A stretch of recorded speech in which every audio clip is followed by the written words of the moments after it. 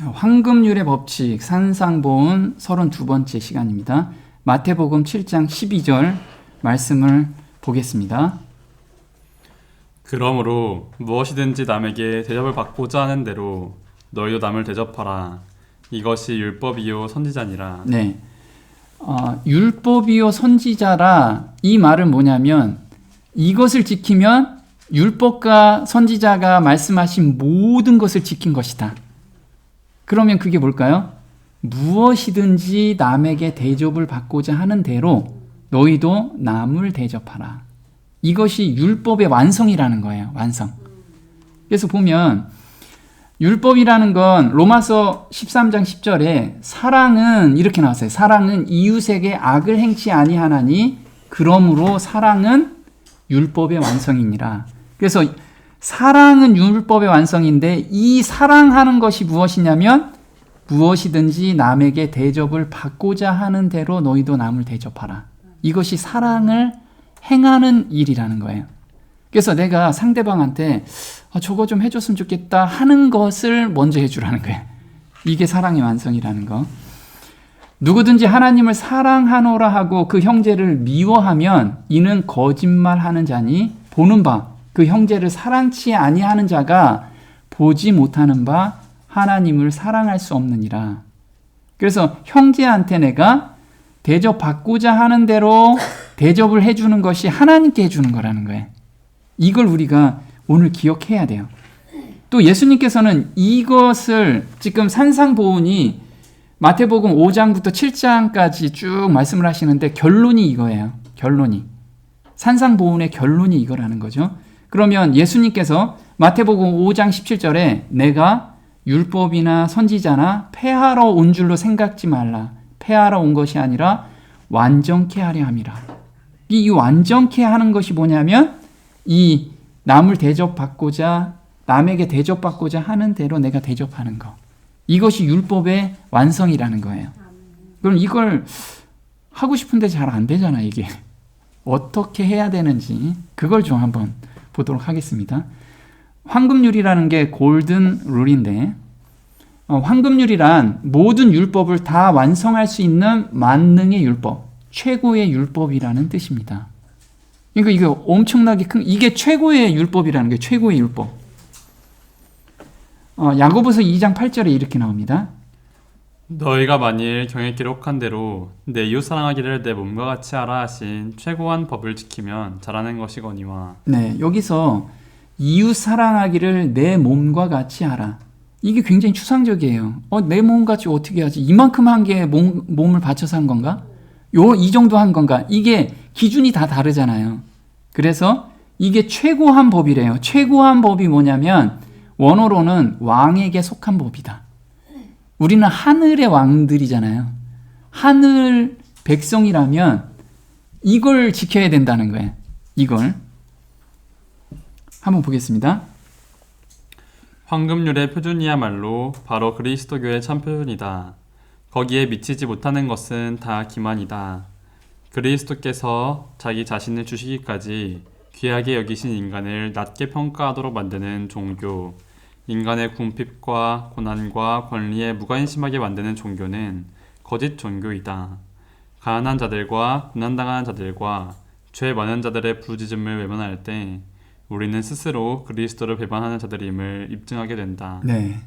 그래서 황금률의 표준이야말로 그리스도교의 참 표준이다. 그래서 이게 남에게 대접받고자 하는 대로 남을 대접해라. 이게 매일의 삶 속에서 일어나는 거예요. 내가 어떤 선행을 해야겠다. 이게 선행이라는 거예요. 남에게 받고자 하는 대로 내가 행하는 거. 이게 최고한 법. 그러면 처음부터 이게 실행이 안 되잖아요. 이 마음을 받고 그 다음에 훈련 과정이 필요한 거예요. 이게 우리 자라남이라는 거예요. 내가 마음에서 부담이 있는 만큼 그대로 행하라는 거예요. 그대로. 어떻게 행하는지를 오늘 구체적으로 좀 봐야 될 것 같아요. 그래서 천국에 들어가려면 구체적으로 어떻게 살아야 하나요? 이런 질문이 있죠. 천국에 들어가고 싶은데 어떻게 살아야 되느냐? 이 구체적인 답이 바로 남에게 행하는 대로, 내가 받고자 하는 대로 행하라는 거예요. 또 두 번째, 내 이웃을 내 몸과 같이 사랑하라는 구체적으로 어떻게 하라는 것인가? 이거에 대한 답을 우리가 오늘 찾는 거예요. 하늘에 계신 너희 아버지의 온전하심과 같이 너희도 온전하라. 어떻게 살면 하나님과 같이 온전할 수 있느냐? 이렇게 살라는 거죠.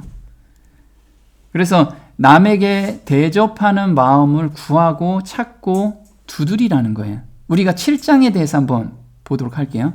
7장 1절에서 2절은 남을 판단하지 말라.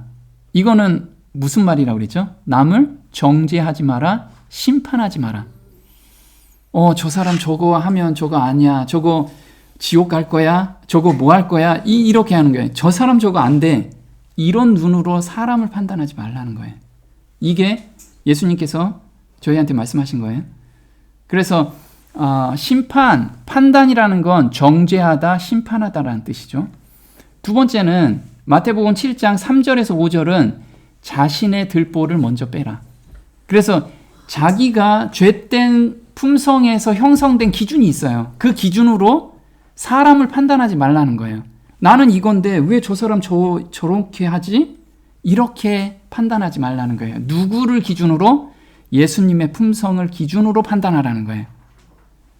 지금 불가능한 일을 지금 계속 말씀하고 계시는 거죠. 그죠? 자, 세 번째는 이 진리를 개, 돼지에게 함부로 주지 마라. 이 마태복음 7장 6절이에요. 개, 돼지라는 건 뭐예요? 반복적인 죄된 습관에 빠져 있는 자들을 개, 돼지라고 이야기를 했습니다. 돼지가 그 토한 것을 다시 먹는 것과 같이 이게 우리라는 모습이에요. 그럼 우리는 말씀을 듣고 성령의 음성에 듣는데 같은 죄를 계속해서 반복해서 짓잖아요. 근데 이 불가능한 일을 지금 계속해서 우리한테 요구하고 계세요. 이게 그럼 예수님께서 정말 이상한 분이시죠. 불가능한 일을 하기 때문에. 그래서 예수님께서 내가 해줄게 해서 구하라, 찾으라, 두드리라. 그리하면 좋은 것을 주시겠다라고 얘기하죠. 무엇을 구하느냐? 상속받을 자에게 필요한 성품, 남을 정죄하지 않는 마음, 예수님 성품을 기준으로 남을 보는 눈, 그리고 죄된 습성으로 다시 빠지지 않는 것을 구하라. 이거래요. 그러니까 마태복음 7장 7절에서 11절은 마태복음 7장 1절에서 6절까지 좁은 의미에서 7장 1절에서 6절까지 너희들이 할 수 없으니까 내가 줄게. 그걸 구해라. 그래서 우리가 매 순간 하나님께 내 죄된 마음을 드리고 새 마음을 받으라는 게 바로 이거예요. 그리고 나는 도저히 여기서 이게 안 돼요. 죄된 습성에서 도저히 벗어날 수가 없어요. 그럴 때 어떻게 해요? 찾으래요, 방법을. 이게 예수님의 성품하고 맞지가 않구나라고 기도하면서 발견이 됐으면 그 다음에 방법을 찾으라는 거예요. 내가 계속해서 야곱이 야복간에서 그 천사하고 씨름했듯이 나도 그렇게 한번 매달려야지. 계속 매달리라는 거예요. 그리고 새 마음을 줄 때까지 계속해서 두드리라는 거예요. 계속. 그러면 무엇을 준대요? 마음을 바꿔주신대요. 좋은 것. 좋은 것이 누가복음 11장 13절에 너희가 악할지라도 좋은 것을 자식에게 줄 줄 알거든 하물며 너희 천부께서 구하는 자에게 성령을 주시지 않겠느냐. 하늘에 보물을 주시는데 그 보물이 성령이라는 게 성령. 그게 마음을 바꿔주신다는 거예요. 그래서 성령이 너희에게 임하시면 너희가 권능을 받고, 그래서 이 모든 것을 행할 수 있는 능력을 우리한테 주신다는 게 바꿔주신다는 거죠. 그 다음 나온 게 오늘 내용이에요. 그러므로 무엇이든지 남에게 대접을 받고자 하는 대로 너희도 남을 대접하라. 자, 그러므로가 원어로는 운이라고 해요. 운. 그러면 이란 뜻이에요. 그러면 우리가 이 새 마음을 받으면 그 다음에 무엇을 할 수 있어요? 네, 내가 대접받고 싶은 대로 남을 대접할 수 있다라는 거예요. 이게 연결이 된 거예요. 그래서 우리가 새 마음을 받은 사람만이 이걸 할 수 있다라고 말씀을 하시는 거예요. 그래서 기도의 응답을 매 순간 받는 사람한테 이걸 할 수 있는 거예요. 이게 할 수 있다라는 거예요. 이게 율법의 완성이라는 거예요. 그럼 우리가 율법 완성이 지금 하고 있나요? 매 순간 새 마음을 받고 있는 경험을 하고 있다면 율법의 완성을 우리가 이루고 있는 거예요. 자, 두 번째 어떤 거냐면 내가 구하는데 무엇을 구하느냐? 이걸 구하래요.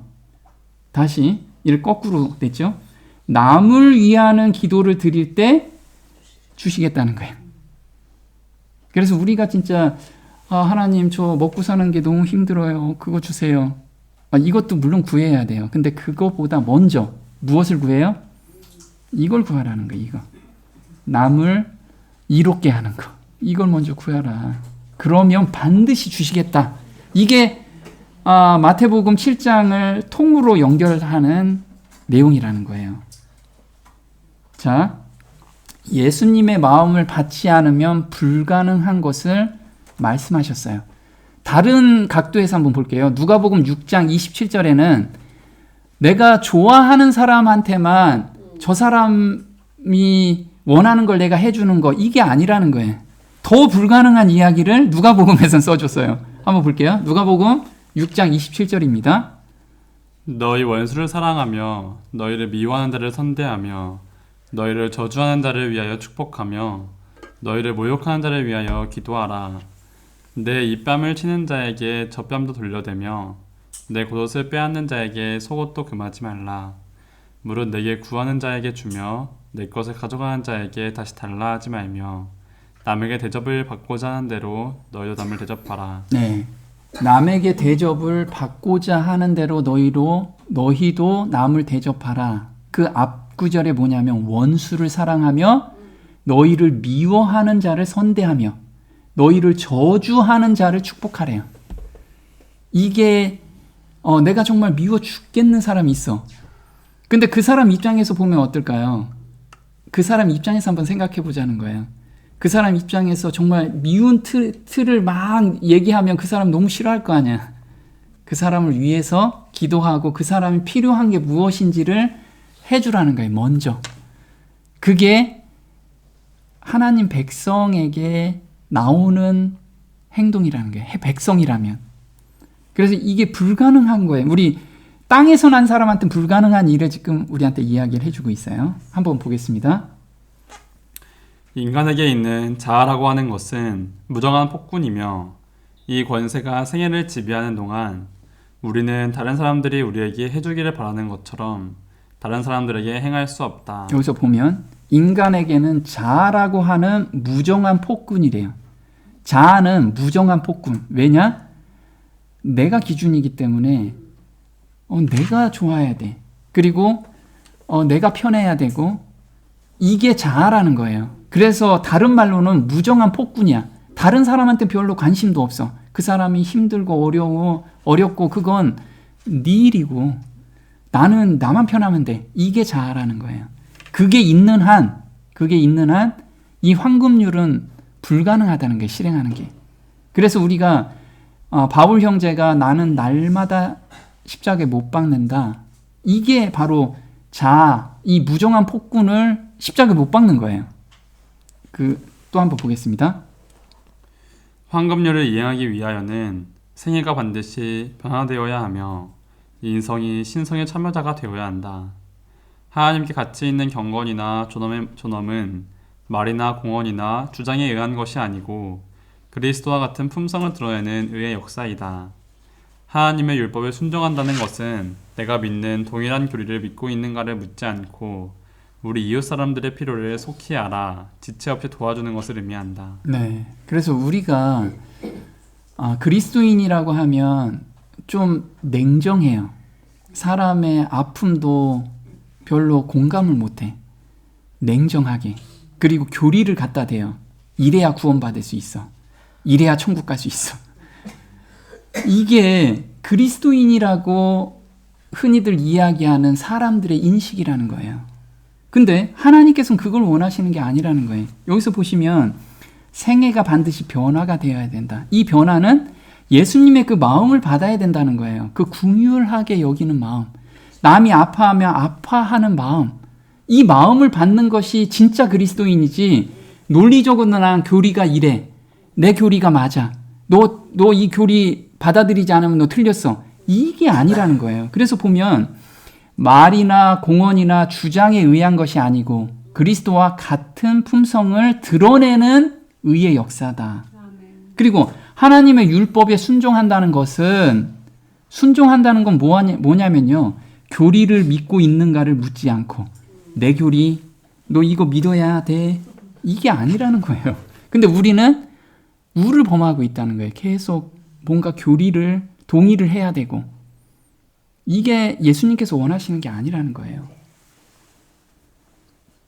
자, 황금률은 생각만 할 때가 아니라 실행할 때 하나님께서 채워주세요. 자, 이렇게 물이 넘쳐야지 사람들한테 넘치는 물을 전달할 거잖아요. 그래서 마태복음 7장 12절에 이렇게 나옵니다. 그러므로 무엇이든지 너희가 남에게 대접을 받고 싶거든 먼저 남을 대접하여라. 이것이 곧 율법과 예언자들의 가르침이다. 네, 율법과 예언자들의 가르침이 뭐냐면 먼저 남을 대접하래요.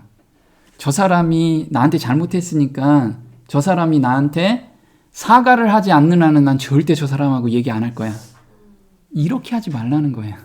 저 사람하고 되게 껄끄럽잖아. 그러면 그 사람이 내 입장이라면 어떻게 할까? 먼저 다가서면 그 사람이 얼마나 마음이 녹여질 거냐 이거죠.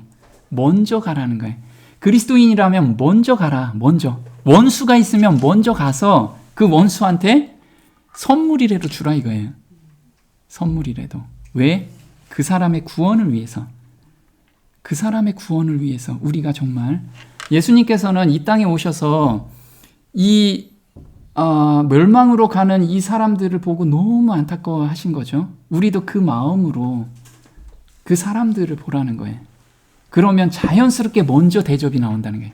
자연스럽게. 자, 고린도후서 9장 8절입니다. 하나님이 능히 모든 은혜를 너희에게 넘치게 하시나니 이는 너희로 모든 일에 항상 모든 것이 넉넉하여 모든 착한 일을 넘치게 하게 하려 하심이라. 심는 자에게 씨와 먹을 양식을 주시는 이가 너희 심을 것을 주사 풍성하게 하시고 너희 의의 열매를 더하게 하시리니. 네, 여기서 보면요. 감사가 되는 게 뭐냐면 심는 자에게 씨와 먹을 양식을 주시는 이가 너희 심을 것을 주신대요. 심을 것을 주신다는 게 뭐예요?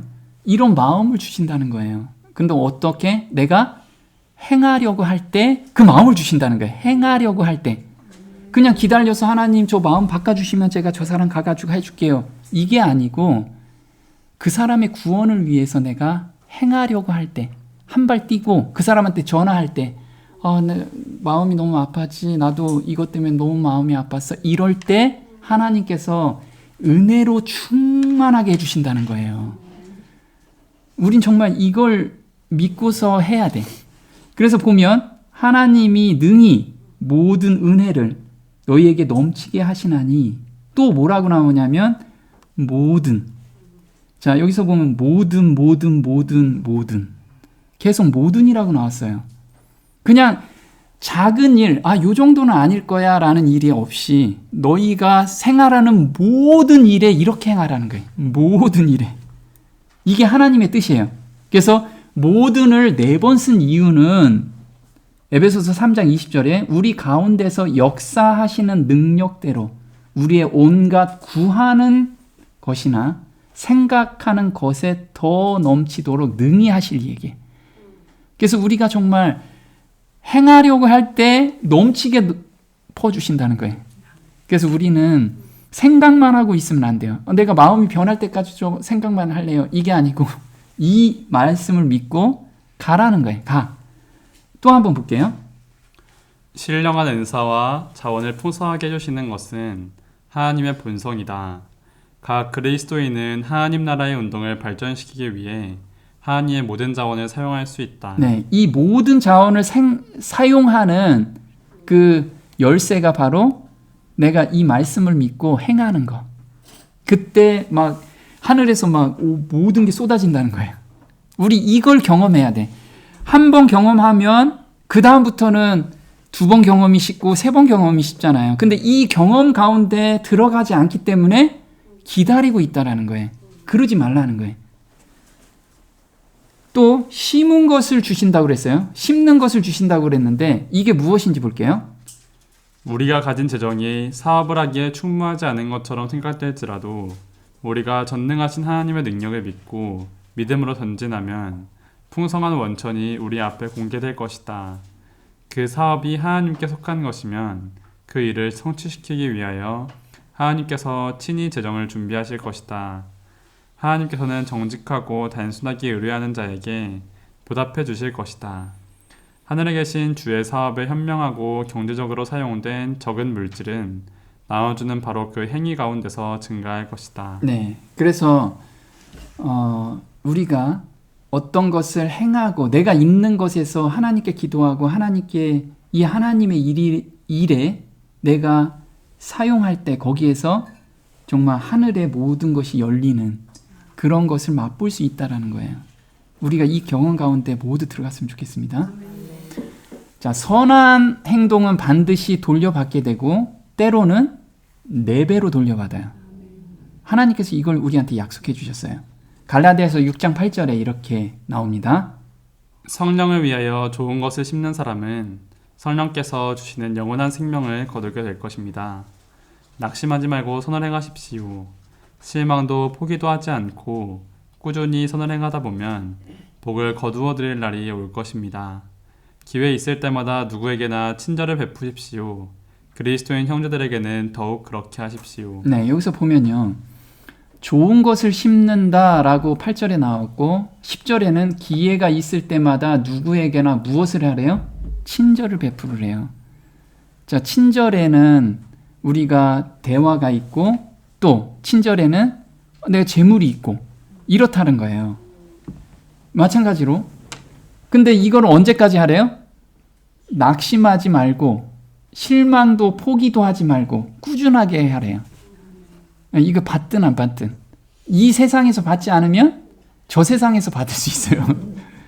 그러니까 우리는 그냥 이게 몇 번 하다가 뭐 다시 돌아오는 것도 없고 이렇게 포기하지 말라는 거예요. 계속 하라는 거예요. 우리한테는 기회가 있을 때마다. 한번 볼게요. 우리가 주는 것은 무엇이나 다시 받게 될 것이다. 우리가 다른 사람들에게 나누어 주는 세상의 축복은 같은 방법으로 되돌아올 것이다. 분명 그렇게 될 것이다. 우리가 주는 것은 필요한 때에 때로는 4배의 가치로 우리에게 되돌아온다.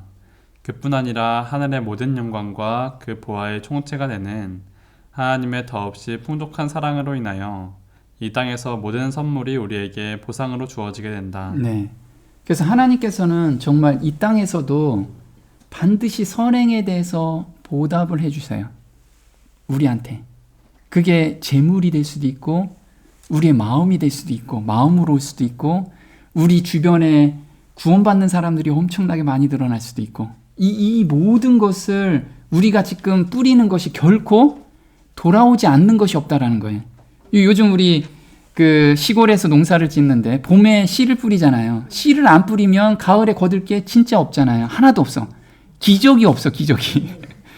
근데 씨를 뿌리면 무엇이든지 뿌리면 거두게 돼 있어요. 그래서 우리는 그걸 생각하고 심으라는 거예요. 그 선행을 심으라는 거예요. 선행을. 따뜻한 말 한마디. 그 말 한마디가 정말 억지로가 아니고 그 사람의 구원을 위해서 정말 우리가 심는 거. 지금 아브라함이 먼저 실행했을 때 하나님의 축복이 부어졌어요. 아브라함하고 롯이 있었습니다. 그래서 창세기 13장 9절에는 이런 내용이 있습니다. 내 앞에 온 땅이 있지 아니하냐. 나를 떠나라. 내가 좌하면 나는 우하고 내가 우하면 나는 좌하리라. 그러므로 롯이 요단 온 들을 택하고 동으로 옮기니 그들이 서로 떠난지라. 네, 여기서 보면 아브라함과 롯이 그 가솔들이 엄청나게 늘어났잖아요. 그래서 이 한 좁은 공간에 같이 있기가 너무 힘든 거예요. 서로 다투기도 하고. 그래서 아브라함을 통해서 롯이 같이 왔잖아요. 그리고 아브라함이 훨씬 나이가 많아요. 그런데 아브라함은 자기가 원하는 것을 롯은 이걸 원하겠지 하면서 먼저 이야기를 해요. 사실 롯은 아브라함한테 삼촌 정도 됐잖아요. 삼촌. 삼촌이 먼저 선택하셔야죠. 이렇게 얘기했어야 돼요. 근데 아브라함이 롯 보고 네가 먼저 선택하라. 네가 좌하면 나 우할 거야. 네가 우하면 내가 좌할게. 너 먼저 다 선택해라. 이 권한을 준 거예요. 우리도 마찬가지라는 거죠. 우리도 정말 거듭난 사람이라면 예수님의 마음을 받았다라고 하면 욕심, 내가 무언가를 먼저 챙기는 거, 이거 말고 너 먼저. 왜? 그 사람 입장에서 보면 내가 먼저 선택하고 싶잖아요. 그거대로 사람한테 권한을 주라는 거예요. 자, 그리고 나서 하나님께서 누구한테 왔냐면 아브라함에게 이렇게 약속을 주세요. 볼게요. 롯이 아브람을 떠난 후에 여호와께서 아브람에게 이르시되 너는 눈을 들어 너 있는 곳에서 동서남북을 바라보라. 보이는 땅을 내가 너와 네 자손에게 주리니 영원히 이르리라. 네. 자, 롯이 떠나간 후에 아브라함한테 이렇게 약속을 주셨어요. 네가 보이는 땅 내가 너와 너 자손한테 다 주겠다.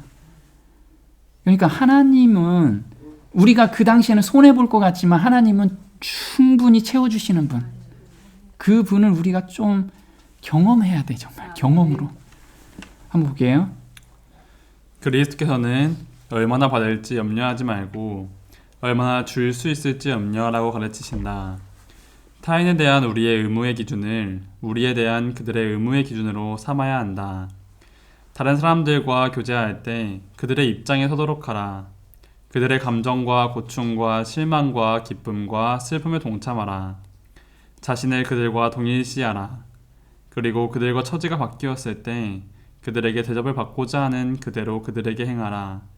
이것이 정직의 참된 법칙이다. 네, 하나님께서는 정말 타인에 대한 우리의 의무의 기준을 우리에 대한 그들의 의무의 기준으로 삼아야 한다. 이건 뭐냐면 내가 저 사람한테 저 사람이 나한테 해주고 싶어 하는 그 바램대로 그 사람을 대해주라는 거예요. 그 기준을 삼으라는 거예요. 근데 이게 쉽지 않잖아요, 사실. 근데 이걸 바꿔주신다는 게, 이 마음을 주신다는 거예요. 이게 너무 감사가 돼요. 저는 도저히 안 되지만 이 마음을 주세요. 그래서 타인의 고통이 내 고통이 되는 것이 어떻게 가능하냐 이거예요. 한번 볼게요. 우리가 죄와 세상, 사탄의 올무에 묶여 고통당했을 때 예수님의 긍휼하심, 불쌍히 여기심으로 구원을 해주심으로 자유함을 얻게 되었듯이 자신에게 고통을 주는 사람의 영적 상태를 성령께서 보여주신다. 그 사람을 위해서 간절히 기도하는 마음이 생기고 영혼 구원을 위하여 무엇인가를 하지 않으면 안 되게 만드신다. 네, 우리가 사랑으로 역사하는 믿음이라고 그랬어요. 사랑으로 역사하는 믿음. 정말 믿음을 받는 거는 예수님과 하나님의 사랑을 깊이 깨달을 때 믿음이 자리를 잡게 돼요. 그게 죄와 세상에 묶여 고통당할 때, 우리가 정말 죄와 세상에 고통당할 때 우리가 해방감을 얻잖아요. 예수님의 공로로. 그 마음이 크면 클수록 다른 사람을 긍휼하게 여기는 마음이 우리도 자리를 잡는다는 거예요. 근데 언제? 기도할 때 그 상대방의 그 마음을 우리가 알게 된다는 거예요. 그래서 우리는 사람을 만날 때 정말 기도하고 가야 돼요. 그래야 그 사람의 상태를 보여주고 그 사람이 얼마나 죄 가운데서 고통을 당하고 있는지를 보여줘요. 내 앞에서는 막 악한 소리 막 해도 그 안에서는 정말 벗어나고 싶은 그 간절함이 있다라는 거예요. 그걸 봐야 돼. 그 눈을 봐야 되는데 우리는 표상적인 거, 그 사람이 나한테 못되게 한 것만 봐서 욱하고 올라오잖아요. 사실 그 사람도 사탄의 올무에 걸려서 정말 벗어나고 싶은 그 애절함이 있는데 우리가 그걸 볼 수 있다면 모든 사람에게 우리는 관대하게 될 거예요. 긍휼히 여기게 될 거고. 그래서 보면 불쌍히 여기다라는 뜻은 뭐냐면 마음이 아파 창자까지 뒤틀려지는 것을 의미한다. 지난 시간 우리가 한번 얘기했어요. 그래서 예수님께서는 우리를 긍휼히 여기시고 불쌍히 여기신다. 이 말 뜻에는 예수님은 사람을 만날 때마다 창자가 뒤틀렸어요. 너무 불쌍해서. 우리도 그 마음을 받는다는 거예요. 그 마음을. 또 보면 베드로전서 1장 3절에 이렇게 나옵니다. 찬송하리로다. 우리 주 예수 그리스도의 아버지 하나님이 그 많으신 긍휼대로 예수 그리스도의 죽은 자 가운데서 부활하심으로 말미암아 우리를 거듭나게 하사 산 소망이 있게 하시며. 네, 우리가 거듭난 것은 뭐냐면 우리의 무슨 선한 행동, 우리가 잘나서가 아니고 누구의 긍휼하심? 하나님과 예수 그리스도의 긍휼하심 때문에 우리가 구원을 받았어요. 거듭남. 그러면 이 긍휼하심이라는 뜻은 뭐냐면 꼬무 함께 파시오 고난당하다. 그래서 함께 고난당하는 것이 긍휼하다 이다. 하나님은 우리 모두와 함께 고난당하신다. 인간의 고난 가운데 하나님이 몸소 겪지 않으신 고난은 없다. 그래서 이 긍휼하다라는 건 같이 고난을 당하다 이 뜻이라는 거예요. 우리는 이 마음을 받는 사람들이라는 거예요. 그럼 내가 이 마음이 없어. 그러면 그 마음이 받은 건가요? 안 받은 거예요, 그게. 이 마음이 있을 때 내가 거듭났고 내가 예수님의 의를 받았다라고 하는 거지 논리적으로 나 의 받았어. 이게 아니라는 거예요. 믿음은 그 행함으로 믿음을 보이라고 얘기했거든요. 근데 나한테는 그게 없는데 내가 믿고 있다. 아니라는 거예요. 속지 마라. 그래서 이게 어떻게 가능하냐? 마태복음 19장 26절에 예수께서 저희를 보시며 가라사대 사람으로는 할 수 없을 때 하나님으로서는 다 할 수 있느니라. 그래서 하나님께서 이 역사하시는 일이기 때문에 사람의 두뇌와 IQ로는 이해할 수 없는 일이라는 거예요, 이게.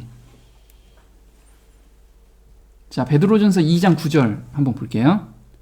오직 너희는 그의 소유된 백성이니 이는 너희를 어두운 데서 불러내어 그의 기이한 빛에 들어가게 하신 자의 아름다운 덕을 선전하게 하려 하심이라. 저희는 긍휼을 얻지 못하였더니 이제는 긍휼을 얻은 자니라. 네, 여기서 보면 우리를 아름다운 덕을 선전하게 하기 위해서 이 빛을 주셨대요. 근데 어두운 가운데서 불러내셨대요. 이 어두운 가운데가 뭘까요? 어두운 가운데. 이게 디모데후서 2장 26절에는 저희로 깨어 마귀의 올무에서 벗어나 하나님께 사로잡힌 바 되어 그 뜻을 쫓게 하실까 함이라. 자, 어두운 가운데가 마귀의 올무에 걸려 있는 우리를 건져 주셨다는 거예요. 그럼 마귀의 올무가 무엇인가 한번 볼게요. 완전한 품성을 이루는 참된 이상을 가진 사람은 그리스도의 동정과 친절을 나타내는 데 실패하지 않을 것이다. 은혜의 가마력은 마음을 부드럽게 하고 감정을 재련하고 순결하게 하며 하늘에서 난 우아함과 바르게 서신하는 분별력을 줄 것이다. 그러나 황금률에는 한층 더 깊은 의미가 있다. 하나님의 은혜를 갑절이나 받아 그분의 청지기가 된 자는 누구나 무지와 암흑 가운데 있는 영혼들에게 그들의 처지에 놓였더라면 받고자 하는 것을 나누어 주라는 명령을 받고 있다. 네, 그래서 완전한 품성을 이루는 참된 이상을 가진 사람. 이게 은혜의 가마력은 우리를 부드럽게 하고 우리가 억지로 만들어내는 게 아니고 은혜를 받았을 때 그 가마력이 내 마음을 부드럽게 하고 감정을 단련시키고 순결하게 하며 하늘에서 난 우아함과 바르게 처신하는 분별력을 준대요. 그럼 우리가 이게 지금 안 나온다면 은혜의 가마력이 없다라는 거예요. 이걸 간구해야 돼, 우리한테는. 그래서 바울 형제는 헬라인이나 야만이나 지혜 있는 자나 어리석은 자에게 다 내가 빚진 자라. 왜 은혜의 가마력을 이렇게 받았는데 모든 사람한테 이걸 나눠주는 빚을 진 거예요, 내가. 이게 빚진 자라는 거예요. 로마서 8장 11절에 또 이렇게 나옵니다. 그의 영으로 말미암아 너희 죽을 몸도 살리시리라. 그러므로 형제들아 우리가 빚진 자로 돼 육신에게 져서 육신대로 살 것이 아니니라. 자, 육신대로 져서 육신대로 사는 것이 뭐예요? 내 자아대로 그냥 끌려간다는 거예요. 자아를 십자가에 못 박히면 빚진 자의 심령으로 사람들한테 이걸 계속 알려준다는 거예요. 드러내고. 자, 사람을 사로잡는 올무가 무엇일까요? 혹 나는 지금 올무에 걸려있지 않은가? 이걸 우리가 점검해 봐야 돼요. 각자는 항상 내가 믿음에 있는가 오늘 점검하라고 바울 형제는 이야기했기 때문에 말씀하셨기 때문에 우리는 매 순간 내가 믿음에 있는지 점검해 봐야 돼요. 자, 디모데전서 6장 9절에는 이 올무가 무엇인지 한번 볼게요.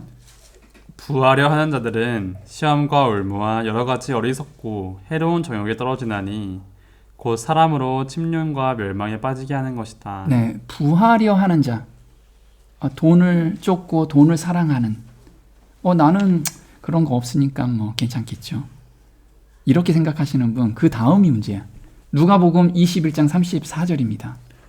너희는 스스로 조심하라. 그렇지 않으면 방탕함과 술 취함과 생활의 염려로 마음이 둔하여지고 뜻밖의 그날이 덕과 같이 너희에게 임하리라. 네, 돈이 있는 사람은 돈이 있는 대로, 돈이 없는 사람은 생활의 염려로 덫에 걸릴 수 있다는 거예요. 이게 우리가 올무에 걸릴 수 있는 게 그 중에 대표적인 거라는 거죠. 한번 볼게요. 죄를 이기려는 저들 자신의 결정적인 노력이 없이 요행을 따라 품성이 변화되기를 기대하는 자들은 실망하게 될 것이다. 우리들이 끊임없이 두려워해야 할 것은 오로지 우리들의 옛 성품이 다시 지배권을 얻어 사단이 우리들을 그의 포로가 될 올무들을 펴는 일이다. 네, 여기서 보면요. 우리가 그런 거 있잖아요. 죄를 이기려는 저들 자신의 결정적인 노력 없이 요행을 따라 품성이 변화되기를 기대하는 자들. 그냥 기도만 하고 있어요. 하나님 저 품성 변화되게끔만 해주세요. 이렇게 노력 없이, 이것도 노력이라고 생각하죠. 근데 그 노력보다 매달리라는 거예요. 간절한 매달림. 이게 야곱이 야곱강에서 한 그 간절한 매달림이 없으면 품성 변화가 안 된다는 거예요. 근데 우리는 거기까지 다다르지 않고 난 이만큼 했는데 왜 변화가 없죠? 이런다라는 거예요. 자, 온 율법의 핵심은 내 이웃 사랑하기를 내 몸같이 하라라는 거예요. 갈라디아서 5장 14절입니다. 온 율법은 내 이웃 사랑하기를 내 몸같이 하라 하신 한 말씀에 이루었나니 내가 이르노니 너희는 성령을 쫓아 행하라 그리하면 육체의 욕심을 이루지 아니하니라. 네, 그래서 온 율법의 완성이 뭐라고요? 내 이웃 사랑하기를 내 몸같이 하라. 근데 이걸 내 몸같이 하라는 게 어떤 거였죠? 남이 내가 바라는 대로 남한테 해줘라. 이게 내 이웃을 내 몸같이 사랑하는 행동 강령이라는 거예요. 행동 강령. 또 한번 볼게요. 그리스도교가 세상에서 이처럼 능력을 발휘하지 못하는 것은 사람들이 그리스도의 이름을 부르면서도 실생활에서는 그분의 품성을 부인하기 때문이다. 주님의 이름은 이런 일로 인해 모욕을 당한다. 네, 정말 모욕을 당하고 계세요. 너 그 기독교인이라며 예수 믿는 사람은 저러지 뭐. 냉정하고 아주 의리도 없고 이런 걸 욕먹게 만든다는 게 우리한테. 날마다 마음을 같이하여 성전에 모이기를 힘쓰고 집에서 떡을 떼며 기쁨과 순전한 마음으로 음식을 먹고 하나님을 찬미하며 또 온 백성에게 칭송을 받으니 주께서 구원받는 사람을 날마다 더하게 하시니라.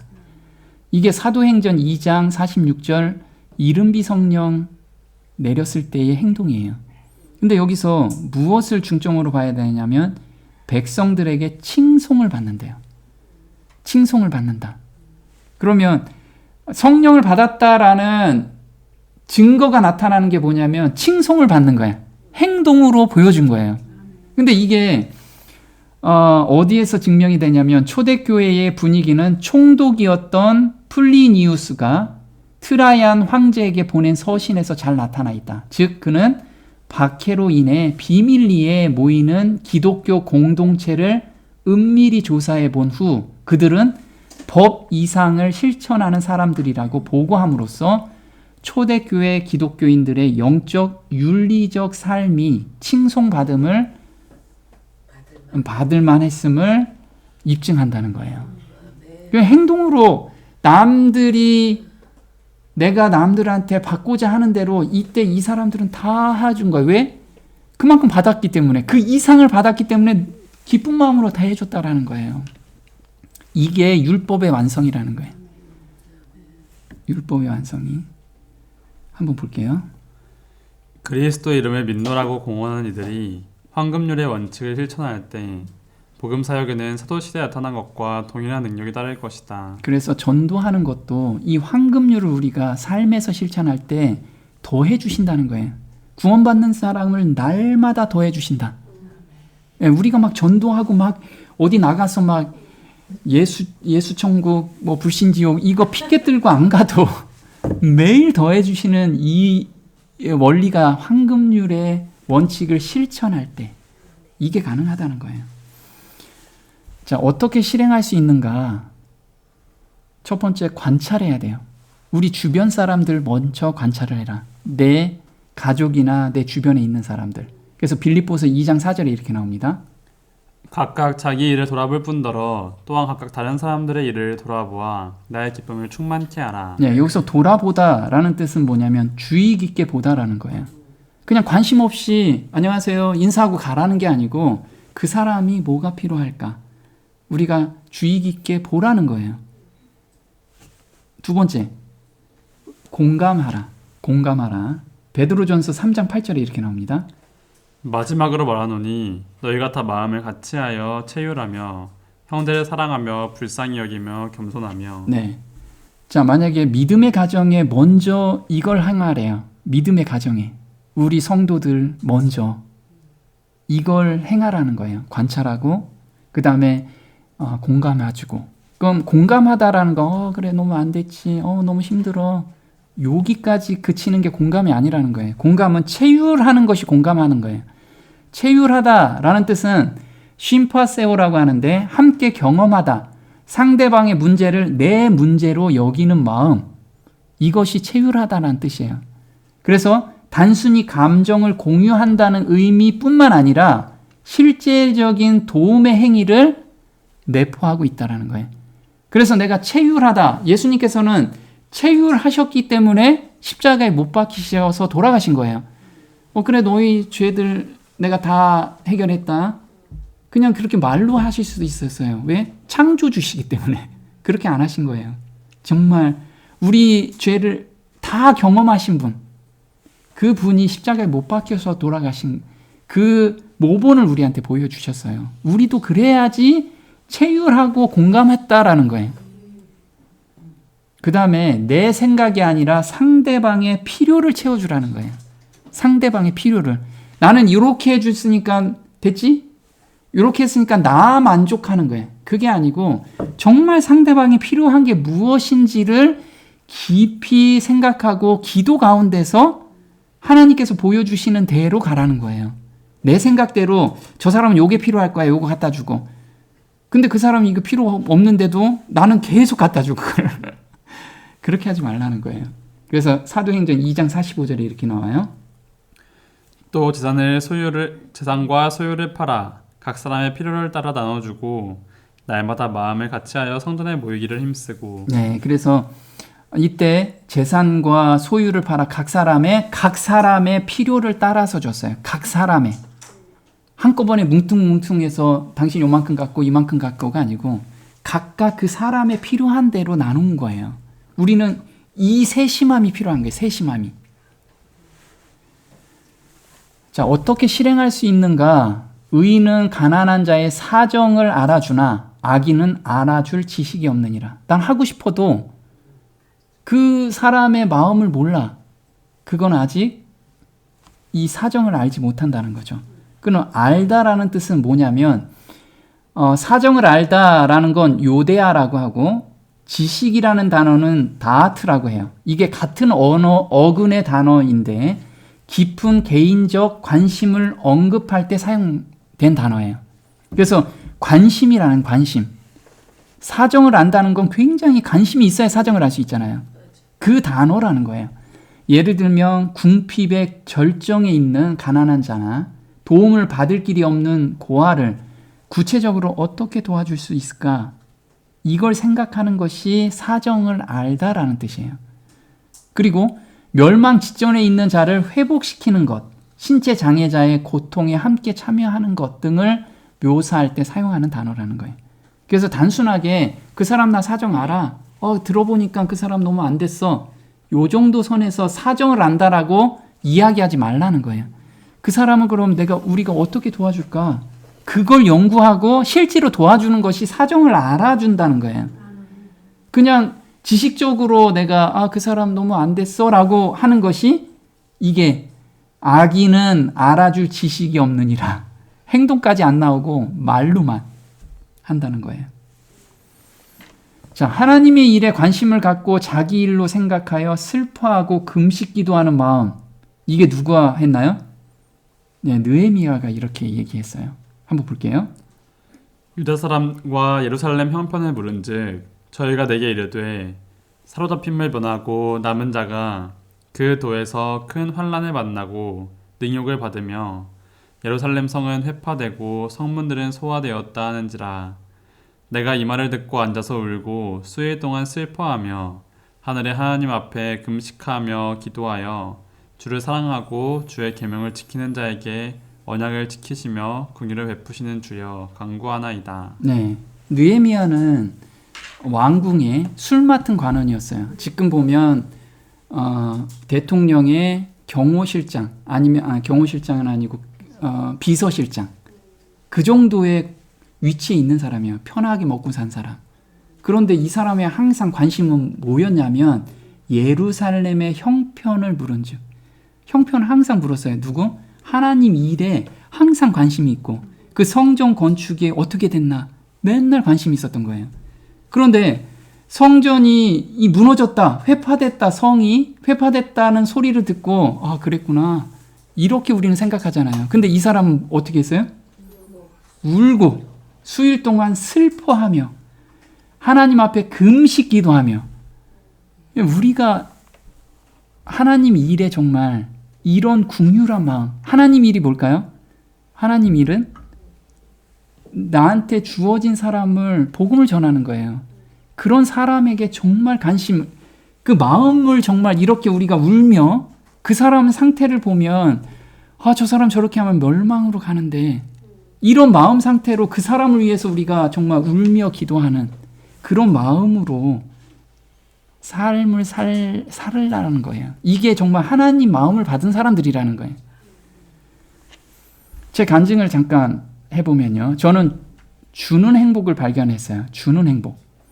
그동안엔 받는 행복만, 제가 취하는 행복으로 산 사람입니다. 젊은 나이에 사업을 하는 목적은 돈을 벌기 위해서입니다. 모든 일이 돈 버는 일이 중심이 되어 계획이 세워지고 내일을 보내게 됩니다. 그렇죠?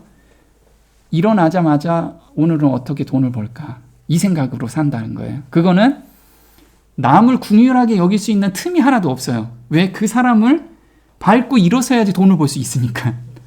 그 덕분에 남들이 만질 수 없는 만큼의 돈을 만지게 됩니다. 하지만 마음 한구석에는 항상 채워지지 않는 무엇인가가 있음을 느끼게 됩니다. 우리가 채울 수 없는 마음을 항상 가지고 그게 하나님께서 주신 마음이니까.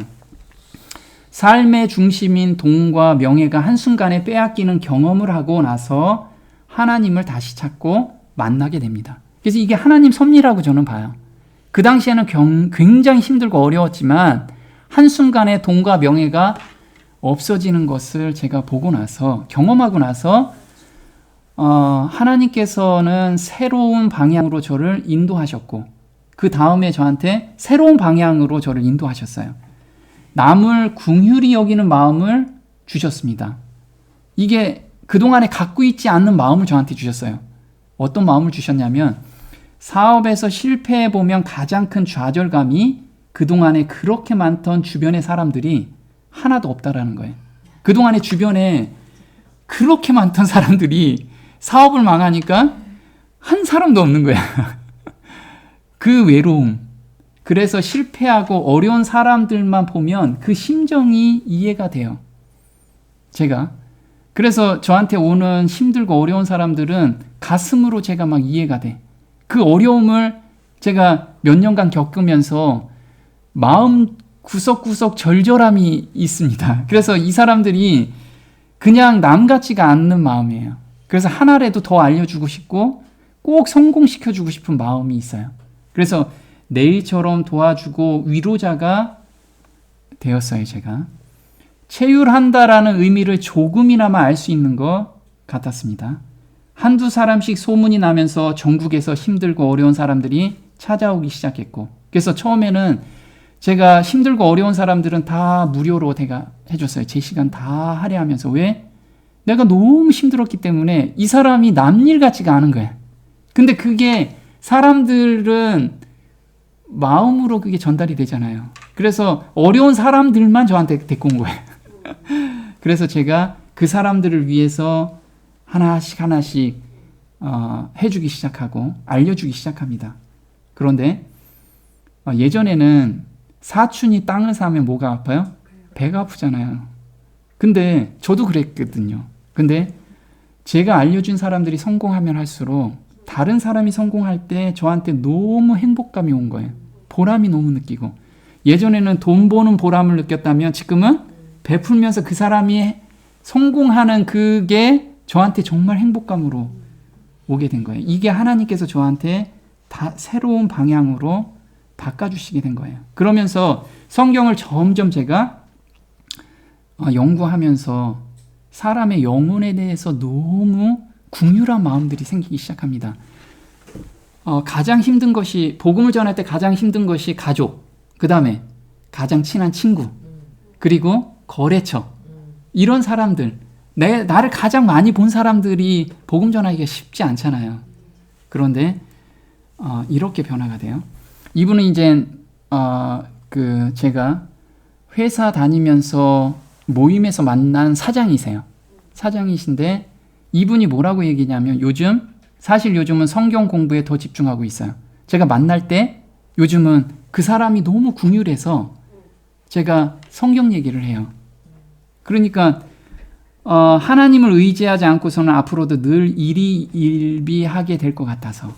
그런데 이 사람이 계속 성경 공부를 하게 되는 이유가 뭐냐면 제가 삶 속에서 삶 속에서 좋은 영향을 받았었기 때문에 제가 이야기한 것을 그대로 내 안에 그리스도를 증거하니까 그 그리스도를 알고 싶어서 성경 공부를 한다는 거예요.